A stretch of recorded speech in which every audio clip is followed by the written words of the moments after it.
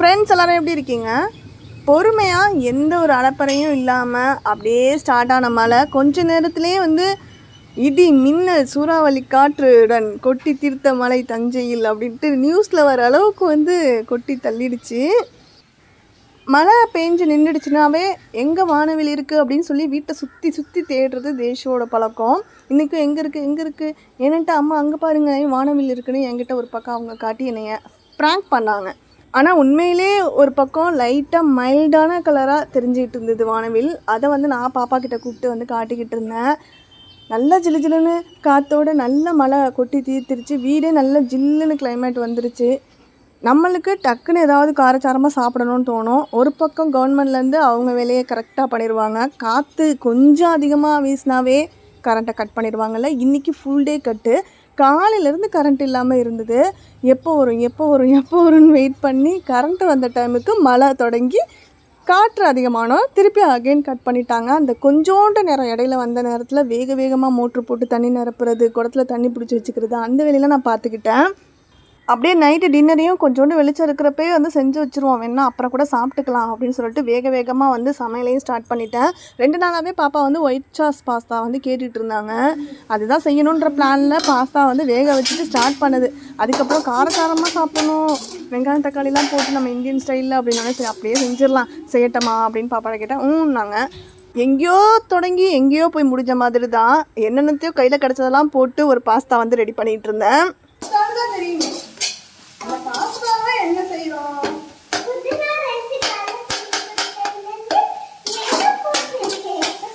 காலையில செஞ்சு கொடுத்த புதினா கொத்தமல்லி சாதத்துக்கான பேஸ்ட் கொஞ்சம் இருந்துச்சு.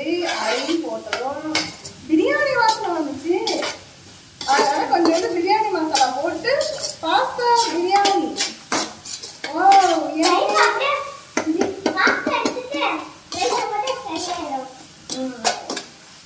பாஸ்தா எடுத்துட்டு ரைஸை போட்டா பிரியாணி.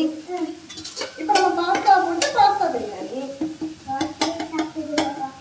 வாழ்க்கையிலே சாப்பிட்டதில்ல, நானும் சாப்பிட்டதில்ல. ஆனா இன்னைக்கு சாப்பிட போறேன். அப்பா விட்டுட்டு சாப்பிட போறேன். மழை பெய்யுதா? வெளியில அப்ப காரச்சாரமா பிரியாணி கொடுத்தா எப்படி இருக்கும்? அப்பாதான் பாவம்.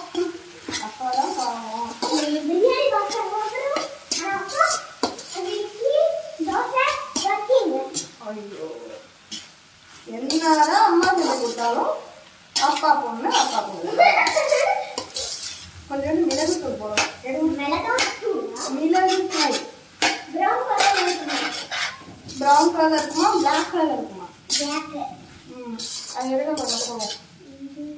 மிளகுத்தூளை கொஞ்சம் மேலே தூவி என்னமா வரப்போகுதுன்னு தெரியல. பச்சை மிளகாய் காரம்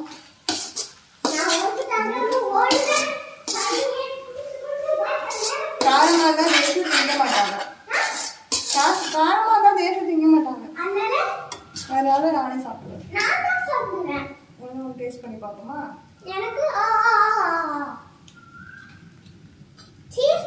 உண்மையிலே காரம். உப்பு தான் லைட்டாக பார்த்தேன். மாவு இருக்கு, கொஞ்சமா சீஸ் போடுவோம்.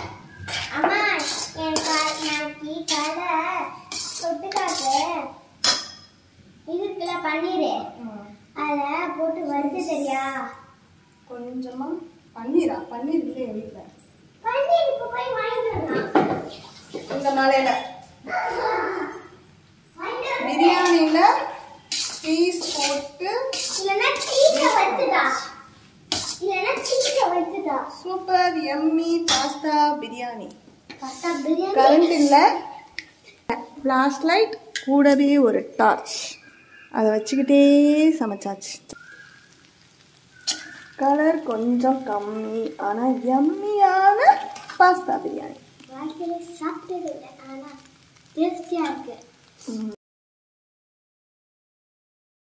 காலையிலேருந்தே கரண்ட் இல்லை அப்படின்றனால மொபைலில் இருந்த சார்ஜும் அப்படியே டவுன் ஆகிட்டு ஃப்ளாஷ் லைட் ஆஃப் ஆகிட்டு டார்ச் லைட்லேயும் பவர் வந்து டவுன் ஆகிட்டு பேட்ரி போயிடுச்சு போல இருக்குது. ஆஹா என்னடா நம்மளுக்கு வந்த சோதனையாக இது அப்படின்ட்டு யோசிச்சுட்டு இருந்தப்ப சரி விளக்கெல்லாம் மாதிரி ஏற்றி வைப்போன்னு சொல்லிட்டு சாமிக்கிட்ட இருந்து விளக்கு ஏற்றிருந்தேன், மெழுகுவத்திலாம் ஏற்றி வச்சுருந்தேன். அதுக்கப்புறம் தான் ஞாபகம் வந்துச்சு நம்மக்கிட்ட வந்து ஒரு ஸ்ட்ரிங் லைட் பேட்ரி போட்டு எரியிற மாதிரி இருக்கும். அது முன்னாடி நம்ம கிச்சன் என்ட்ரன்ஸில் தான் அந்த ஆர்ச்சை சுற்றி வந்து ஒட்டி வச்சுருந்தோம். ஆனால் இப்போ நான் கொஞ்ச நாள் இந்த கிறிஸ்மஸ் டெக்கரேஷன் திங்ஸ்லாம் எடுத்து பேக் பண்ணப்போ அதையும் பேக் பண்ணி அந்த பாக்ஸில் மேலாப்லேயே வச்சுருந்தேன், ஞாபகம் வந்தது. சரி டக்குன்னு எடுத்துடலாம், பாக்ஸ் மேலே தானே இருக்குது அப்படியே திறந்தா வந்துருன்ட்டு டக்குன்னு எடுத்துகிட்டு வந்து அதை ஆன் பண்ணி விட்டுட்டேன். இல்லைனா நான் வந்து கிச்சன் அப்படியே திங்ஸ்லாம் இருக்கட்டும், கரண்ட் வந்தோடனே க்ளீன் பண்ணிக்கலாம்னு சொல்லிட்டு உட்காந்துருந்தேன். ஆனால் வர மாதிரியே தெரியல, 8:30 மணி ஆகிடுச்சு. கரண்ட்டு வரலைன்னா என்ன பண்ணுறது, ஏன்னா அடித்த காற்றுக்கு எங்கே எது சாஞ்சிச்சின்னு தெரியல. அதனால் அப்படியே பாத்திரங்களெல்லாம் போட்டுட்டு போனோன்னா காலையில் கண்டிப்பாக கிச்சனுக்குள்ளே எறும்பு கூட்டமாக இருக்கும். நம்மளால் வேலை பார்க்குறதுக்கு சுத்தமாக பிடிக்காது. காலையில் பாப்பாவுக்கு ஸ்கூலுக்கு லஞ்ச் வேறு பேக் பண்ணணும். அதனால் என்ன தடங்கள் வந்தாலும் நம்ம கிச்சன் ரொட்டீன் வேலையை முடிச்சுட்டு தான் நைட்டு படுக்கணும்னு கரண்ட் இல்லாதப்போ கூட இந்த பேட்ரி லைட் ஆன் பண்ணி விட்டுட்டு அந்த வெளிச்சத்துலேயே நின்றுக்கிட்டு கடகடன்னு கிச்சனை பாத்திரத்தெல்லாம் கழுவி போட்டுட்டு அந்த கவுண்டர் டாப்பில் அப்படியே ஒரு வைப் கொடுத்துட்டேன். இன்றைக்கி நான் செஞ்ச ஒரு நல்ல விஷயம் அப்படின்னு பார்த்தா, எப்போவுமே குட்டியோண்டு பாத்திரத்தில் வச்சு கிண்டி அங்கே இங்கே சதுரி ஸ்டவ் மேலாம் சிந்தி கிடக்கும். இன்றைக்கி அந்த ப்ராப்ளம் இல்லவே இல்லை. ஸ்டவ்வை துடைக்க வேண்டிய வேலையே இல்லாமல் இருந்தது. ஏன்னா நல்ல பெரிய பாத்திரத்தில் கொஞ்சோண்டு பாஸ்தா உள்ளே இருக்கிற மாதிரி தான் நம்ம செஞ்சுருந்தோம். அதனால எதுவுமே செதறலை. நம்ம யூஸ் பண்ண பாத்திரங்கள் மட்டும்தான் வாஷ் பண்ணுற மாதிரி இருந்துச்சு. அதை வாஷ் பண்ணிவிட்டு லைட்டாக ஒரு வைப் பண்ணுவோம்ல, ஏதாவது ஒன்று சிலது சிந்தி இருந்துச்சுன்னா அதில் வரக்கூடிய எறும்பு வராமல் இருக்கும்ல, அதுக்காக அதை மட்டும் தட்டி விட்ட மாதிரி தொடச்சி விட்டேன். எப்படியோ வெற்றிகரமாக வந்து நைட் ரொட்டீன் கிச்சன் க்ளீனிங்கை வந்து கம்ப்ளீட் பண்ணியாச்சு. இப்படி நல்லா தொடச்சி பலன்னு வச்சுட்டு போய் படுத்தா தான் நம்மளுக்கும் திருப்தியான தூக்கம் வரும். காலைல எழுந்திரிக்கிறப்பையும் நல்ல ஒரு ஃப்ரெஷ்ஷான ஒரு எனர்ஜியோட கிச்சனுக்குள்ளே வந்து வேலை பார்க்குறதுக்கும் மனசு வரும். வீட்டுக்குள்ளே வெளிச்சத்தை கொண்டு வரதுக்கு நம்ம என்னென்னமோ பண்ணிகிட்ருக்கோம். ஆனால் வீட்டை சுற்றி வெறும் வெளிச்சமாக தெரியுது, என்னது அப்படின்னு சொல்லிட்டு எட்டி பார்த்தா நிலா வெளிச்சம். ஜன்னல் வழியாக எங்கே நிலா இருக்குது அப்படின்ட்டு பார்த்தாலும் நிலாவே தெரியல. அதான் கதவை திறந்துட்டு வெளியே போய் பார்த்துடலான்னு வந்து பார்த்தா வீட்டுக்கு நேராக அப்படியே மேலே அவ்வளோ அழகாக இருந்தது. அப்படி ஒரு பிரைட்னஸ், அதை சுற்றி வந்து அப்படியே மல்டி கலரில் இருந்தது. பாப்பா கீழே இருந்த வானவில் நிலா கிட்ட போயிடுச்சுமா, அதாம்மா நிலாவில் இருக்குமா, அதனால தான் அப்படி தெரியுது அப்படின்னு சொல்லிட்டே பார்த்து ரசிச்சுக்கிட்டு இருந்தா. 9 மணிக்கு மேலெலாம் கரண்ட் வந்துருச்சு. அப்பா வந்துருச்சு அப்படின்னு சந்தோஷப்பட்டா அடுத்த செகண்டே திருப்பி கட்டு. அப்படியே வரது ஒரு 5 செகண்டில் போகிறது, வரது 10 செகண்டில் போகிறது. இப்படியே ஒரு 20 வாட்டினாலும் கட் பண்ணி ஆன் பண்ணியிருப்பாங்க. எங்கேயும் ஒர்க் பண்ணிட்டு இருந்திருப்பாங்கன்னு நினைக்கிறேன். 11 மணிக்கிட்ட வந்து ஃபுல்லாக கரண்ட் வந்து ஸ்டேபிள் ஆணுச்சு. அதுக்கப்புறம் தூங்கலான்னு பார்த்தா கொசு பிடுங்கி எடுத்துடுச்சு. உருண்டு படுக்கிறேன், சுத்தமாக தூக்கமே வரல. காலையே கடிக்குது, நம்ம போர்வை போத்தினாலும் போர்வைக்குள்ளே வந்து கடிக்குது. என்ன பண்ணுறதே தெரியலையே அப்படின்னு சொல்லிட்டு எழுந்து கொஞ்சம் நேரம் நடமாட்டம் போடலான்னு 12:30 மணிக்கு மேலே ஒரு 1:30 மணிக்கிட்டே ஆயிருக்கும். அந்த நேரத்துக்கு வந்து தான் வந்து பார்த்திங்கன்னா அரிசி உளுந்தெல்லாம் வந்து ஊற வச்சேன். நான் வந்து அரிசிக்கு காலையில் வந்து ஊற வச்சுக்கலாம், காலையில் ஊற வச்சு ஈவினிங் கிட்ட அரைச்சிக்கலாம் ஆஃப்டர்நூனுக்கு அப்புறம் அப்படின்னு நினச்சி பிளான் பண்ணியிருந்தேன். ஆனால் எனக்கு என்ன தோணுச்சுன்னா, இப்போ நைட்டு எப்படி கரண்ட் இல்லாமல் இருந்துச்சோ அதே மாதிரி காலையிலேயும் கரண்ட் இல்லாமல் போயிடுச்சுன்னா என்ன பண்ணுறது. அதனால் எப்படி இருந்தாலும் ஸ்கூல் கிளம்புவாங்க அப்படின்ற ஒரு இதுக்காகவாது ஒரு 7-8 மணி வரைக்கும் கரண்ட் இருக்கும். அந்த கேப்பில் கடன்னு நம்ம வந்து மாவெல்லாம் அரைச்சி வச்சிடலாம் அப்படின்னு சொல்லிட்டு நைட்டு வந்து ஊற வச்சுட்டு படுத்துட்டேன். எழுந்த உடனே வேலையாக நேராக கிச்சனுக்குள்ளே ஓடிட்டு ஒரு பக்கம் பாத்திரத்தில் பாலும் அரிசி போட்டு சாதமும் வந்து வச்சாச்சு. இன்னொரு சைடு வந்து பார்த்திங்கன்னா நைட்டு ஒயிட் சாஸ் பாஸ்தாவுக்கு வந்து ரெட் சில்லி ஃப்ளேக்ஸ் பண்ணலான்ட்டு வறுத்தெல்லாம் வச்சுருந்தேன். கரண்ட் வரவும் இல்லை, நம்ம ரெட் சில்லி ஃப்ளேக்ஸை ரெடி பண்ணவும் இல்லை. ரெட் சில்லி ஃப்ளேக்ஸ்க்கு பதிலாக வந்து இந்த வறுத்து வச்ச ரெட் சில்லியை வந்து பவுட்ரு பண்ணி பார்க்கலாம் எப்படி வருதுன்னு, எந்த அளவுக்கு ஃபைனாக கிரைண்ட் பண்ணுது அப்படின்றத தெரிஞ்சுக்கலான்னு சொல்லிட்டு அதுதான் வந்து ரெடி பண்ணி பார்த்துட்ருந்தேன். இன்னொரு சைடு வந்து உளுந்து அரைக்க போட்டுட்டேன். ஏன்னா அதை வைக்காமல் நம்ம வந்து இந்த வேலையை பார்த்துட்டு இருந்தோம்னா கரண்ட்டு போயிடுச்சுன்னா என்ன பண்ணுறது. அதனால் வேகமாக உளுந்தை போட்டு அள்ளுறது, அரிசியை போட்டு அள்ளுறது, அந்த வேலையும் ஒரு பக்கம், ரெட் சில்லி பவுட்ரு ஒரு பக்கம் ரெடி பண்ணிகிட்ருக்கேன். இன்னொரு பக்கம் வந்து லஞ்சுக்கு வந்து கேரட் பீன்ஸ் போட்டு ஃப்ரைட் ரைஸ் பண்ணலான்னு பிளான் இருந்ததுனால அதுக்கான வெங்காயம் பூண்டு பொடியாக நறுக்கிறது, ஒரே ஒரு கேரட்டும் ஒரு 4-5 பீன்ஸ் அதையும் வந்து கட் பண்ணி எடுத்துக்கிட்டு இருந்தேன். இந்த நைஃப் வந்து பார்த்திங்கன்னா எப்படி இருக்குது அப்படின்னு சொல்லி ஒரு ஃப்ரெண்ட் கேட்டிருந்தாங்க. இது நம்ம வாங்கி எப்படின்னாலும் ஒரு 7-8 மாதத்துக்கு மேலே ஆயிருக்காது, நல்லாவே தான் இருக்குது. இது வரைக்கும் நல்லா தான் கட் பண்ணுறதுக்கு இருக்குது. நான் நல்லாவே இதை வந்து யூஸ் பண்ணிட்டேன். ரெகுலராக வந்து இந்த நைஃப் தான் வந்து யூஸ் பண்ணுறேன். மற்ற நைஃப் இதுக்கு முன்னாடி நான் வச்சுருந்தேன் அந்த ஓல்டு நைஃப்லாம் என்கிட்ட இருக்குது. அதெல்லாம் வந்து பார்த்திங்கன்னா தனியாக எடுத்து வச்சுட்டு இதே மெயின் யூஸ்ன்னு சொல்லிட்டு ஃபுல்லாக வந்து யூஸ் பண்ணணும் அப்படின்ற மாதிரி தான் நான் இதை யூஸ் பண்ணிகிட்டு இருந்தேன். ஏன்னா இல்லை செட்டாக 3 பீஸ் காம்போலாம் இருந்தது, மல்டி கலர் இருக்க மாதிரி. நம்ம வந்து சரி ஃபஸ்ட்டு ஒரே ஒரு நைஃப் வாங்கி எப்படி இருக்குன்னு பார்த்துட்டு நல்லா இருந்தால் தான் அடுத்து ஃப்யூச்சரில் அந்த நைஃப் செட் வாங்குறத பற்றி பிளான் பண்ணணும் அப்படின்னு சொல்லிட்டு ஒரு நைஃப் தான் வாங்கியிருந்தேன். அதே தான் ஃபுல்லாக எல்லா யூஸ்க்கும் இப்போ யூஸ் பண்ணிகிட்ருக்கேன். நல்லாவே இருக்குது. ஒரு சில நேரம் சில காய்கறிகள் வந்து அழுத்தமாக இருந்ததுன்னா அதை கட் பண்ணுறதுக்கு கொஞ்சம் கஷ்டப்படும். மற்றபடி நார்மலாக வெங்காயம், கேரட் இதெல்லாம் நம்ம டெய்லி யூஸ்க்கு கட் பண்ணுறது எல்லாமே நல்லா சூப்பராக கட் பண்ணிக்கலாம்.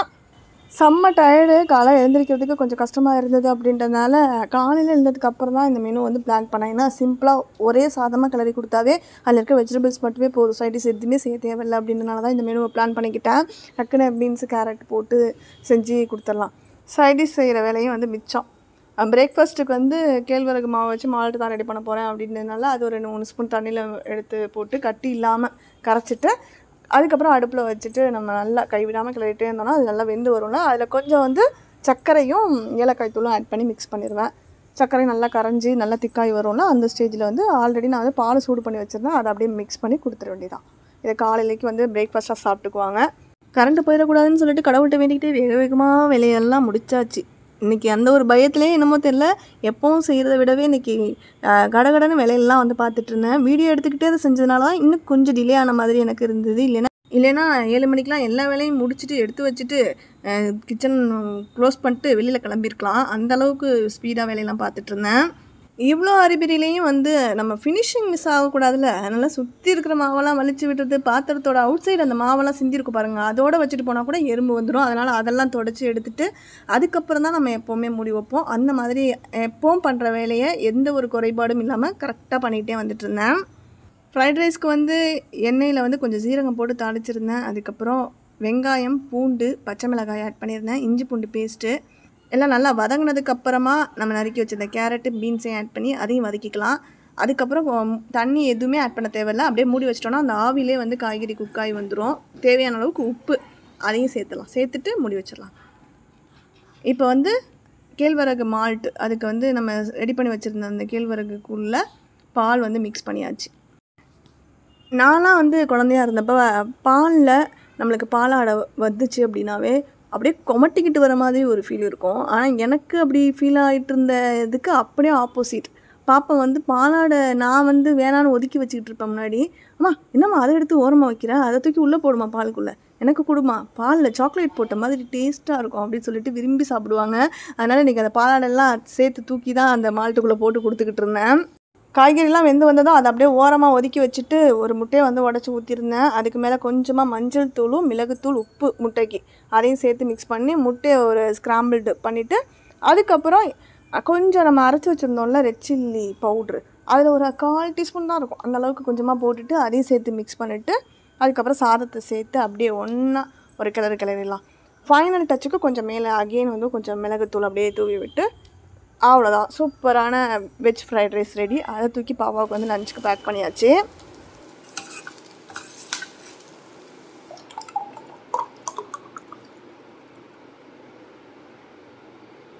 புதுசாக ஒரு பீலர் வாங்கிட்டேன் அப்படின்றதுக்காக நான் பண்ணுற அலப்பறை இருக்கே, எனக்கே தாங்க முடியல. டெய்லியும் ஏதாவது ஒரு காய்கறி இல்லைன்னா ஏதாவது ஒரு பழத்தையாவது சீமனாக தான் திருப்தியாக இருக்கிற மாதிரி இருக்கா, நல்லா தேடி தேடி அதுக்கேற்ற மாதிரி ஃப்ரூட்டாக கொடுத்து விடுறது. இன்றைக்கி மாதுளம்பழம் கொடுக்கலான்னு தான் நைட்லாம் நினச்சிக்கிட்டு இருந்தேன். ஆனால் காலையில் சரி பீலரை வச்சு இன்னும் கொஞ்சம் சீவலான்னு சொல்லிட்டு ஃபஸ்ட்டு கேரட்டை சீவனப்போ கூட திருப்தி வரல, அதுக்காக தான் வந்து ஆப்பிளையும் எடுத்து சீவி நிற்கல. அதை தான் ஸ்நாக்ஸ்க்கு பேக் பண்ணேன். எவ்ரி டைம் சமையல் முடிஞ்சதும் செய்யக்கூடிய ரொட்டீன் க்ளீனிங், லைட்டாக ஒரு டஸ்டிங் ஸ்டவ் மேலே, அப்புறம் அந்த கவுண்டர் ஸ்பேஸ் மட்டும் அதை அப்படியே தட்டி விட்டுட்டு வெளியில் வந்துட வேண்டியதுதான்.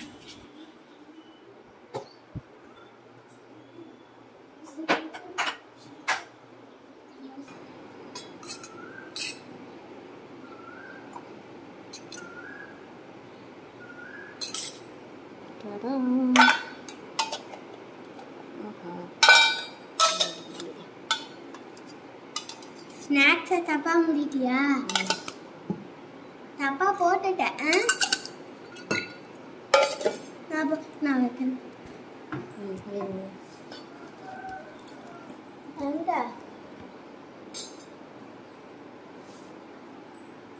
சாதத்தை அடியில் வைக்கணும்.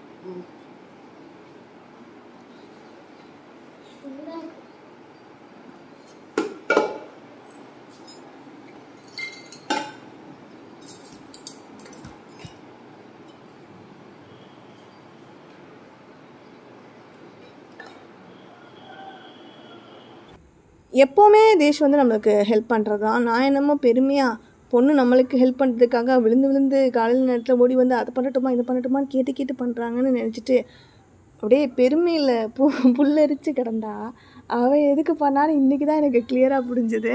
டெய்லி காலையில் எழுந்து அவளை வந்து படிக்க சொல்லுவேன், ஏதாவது படித்து எழுதுமான்பேன். எழுதுவாங்க. ஆனால் ஒரு ஸ்டேஜுக்கு அப்புறம் நம்ம எழுத சொல்கிறப்ப அந்த டைமை ஓட்டணும்ல. 8 மணி வந்துருச்சுன்னா டான்னு நம்ம வீட்டை விட்டு வெளியில் போயிடுவோம் அப்படின்றது அவளுக்கு தெரியும். அதனால் அந்த டைம் வரைக்கும் இழுக்கிறதுக்காக இன்றைக்கி வந்து நான் தலைக்கு குளிக்கவே சொல்லலை. நான் தலைக்கு தான் குளிப்பேன்னு சொல்லிட்டு போய் அடம் பண்ணி தலைக்கு குளிக்கிறாங்க. அதுக்கப்புறம் வந்துட்டு என் பின்னாடியே சுற்றி சுற்றி வந்துட்டு அம்மா நான் எடுத்து வைக்கிறேம்மா லஞ்ச் பேக்கில் அப்படின்னு சொல்லிலாம் எடுத்து பேக் பண்ணிகிட்டு இருந்தாங்க. அப்புறம் தான் எனக்கு புரிஞ்சுது, நான் கொடுத்ததில் இன்றைக்கி ஒரு சில கொஷின்ஸ்லாம் வந்து தப்பு தப்பாக எழுதிட்டு அதை படிச்சுட்டு திருப்பி எழுதணும் அப்படின்ற அந்த டைம் இருக்குல்ல, அதை வந்து கொஞ்சம் இழுத்தடிப்போம் அப்படின்றதுக்காக தான் இந்த வேலையெல்லாம் பார்த்துட்டு இருந்தாங்கன்னு. அதுக்கப்புறம் மிரட்டி இன்றைக்கி எழுத எத்தனை மணி ஆனாலும் நம்ம முடிச்சதுக்கப்புறம் தான் வீட்டை விட்டு அப்படின்னு சொல்லி உட்கார எழுத வச்சுட்டு 8:15 தான் கரெக்டாக நாங்கள் வெளியில் வந்தோம். அது வரைக்கும் உட்காந்து படிச்சுட்டே இருந்துட்டு அதுக்கப்புறம் வேகமாக 5 நிமிஷத்தில் தலையெல்லாம் சீவி மேக்கப்லாம் போட்டு டக்கு 8:15 வெளியில் வந்துட்டோம். ஏன்னா 8:45 ஸ்கூல் டைமு. 8:30 மணிக்கு அந்த மாதிரி நம்ம போனோன்னா ரொம்ப டிராஃபிக் இருக்கும். 8:15 நார்மல். கொஞ்சம் ஸ்பீடாகவே நாங்கள் 8 மணிக்கு எப்பவும் போயிடுவோம். ஏன்னா போயிட்டு ரிட்டன் வரப்பையும் தாராளமாக அந்த டிராஃபிக் இல்லாமல் நான் வந்துடணும் அப்படின்னு நினப்பேன். அதுக்காக தான் 8 மணிக்கு விட்டுறது. இன்றைக்கி 8:15 ஆனாலும் பரவாயில்ல, படித்து முடிச்சா தான் விடுவேன்னு சொல்லி தான் படிக்க வச்சுட்டு அதுக்கப்புறம் கொண்டு போய் விட்டுட்டு வந்தேன். ரெகுலர் யூஸ்க்கு வந்து ஸ்லிப்பர் ஷூ ஏதாவது ஒன்று வந்து வெளியில் இருக்கும். இப்போ பிளாக் ஷூ வந்து 2 நாள் கண்டினியூவாக போடுவாங்க. முதல் நாள் போட்டதை வந்து வெளியிலே வச்சுருது, அடுத்த நாள் அப்படியே கண்டினியூவாக போட்டுருவாங்க. வெட்னஸ்டே அன்றைக்கி அதை நான் வாஷ் பண்ணிடுவேன். ஏன்னா கண்டிப்பாக அந்த 2 நாளும் ஒரு நாள் பிடி பீரியட் இருக்கும், அப்படியே செம்மண் கலரில் வரும் ஷூ. அதனால் வாஷ் பண்ணிடுவேன். அதுக்கப்புறம் ட்ரை ஆனதுக்கப்புறம் தான் எடுத்து வைப்பேன். அதனால் இதில் இருக்க ஷூ ரேக்குள்ளே இருக்கிறது எல்லாமே வந்து எடுத்து யூஸ் பண்ணாமல் நல்லா வாஷ் பண்ணி இருக்கிறது. யூஸ் பண்ணதுக்கப்புறம் அதை ஒன்ஸ் வாஷ் பண்ணி ட்ரை பண்ணதுக்கப்புறம் தான் எடுத்து ரேக்குள்ளே வைக்கிறேன். அதனால் எதுவும் ரொம்ப மண் அழுக்கு எதுவுமே இல்லாமல் நீட்டாக மெயின்டைன் பண்ணிக்க முடியுது.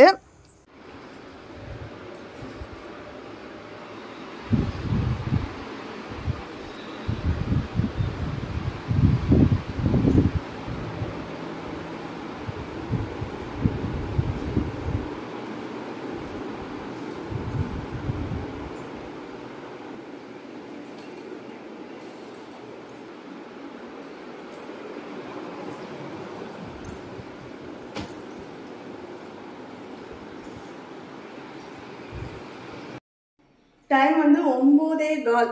ஓரளவுக்கு எல்லா வேலையும் வந்து முடிச்சாச்சு. வீடு துடைக்கிற அன்னைக்கு வந்து மெயினாக ரொம்ப டஸ்டிங்லாம் எதுவும் வச்சுக்க மாட்டேன். ஸ்கூலில் பாப்பா விட்டுட்டு வந்ததுமே கடகடன்னு வீடை மட்டும் கூட்டிட்டு துடைக்கிற மாதிரி பிளான் பண்ணிக்குவேன். போகிறப்ப வந்து ஒரே ஒரு பாத்திரம் மட்டும் வாஷ் பண்ணாமல் போட்டிருந்தேன். அது கிடக்குது, ஒரு டம்ளர் ஒரு பவுல், அது மட்டும் வாஷ் பண்ணணும். மற்றபடி வீடு ஃபுல்லாக க்ளீனாக தான் இருக்குது. நல்லா வந்து தூக்கம் வருது, ஆனால் தூங்கக்கூடாதுன்ற முடிவில் இருக்கேன். ஏன்னா நைட்டு ரொம்ப நேரம் கரண்ட் வரவே இல்லையா. அதுக்கப்புறம் கரண்ட் வந்ததுக்கப்புறமும் விட்டு ஒரு 10-15 வாட்டி போயிட்டு வந்துட்டு இருந்திருக்கோம்.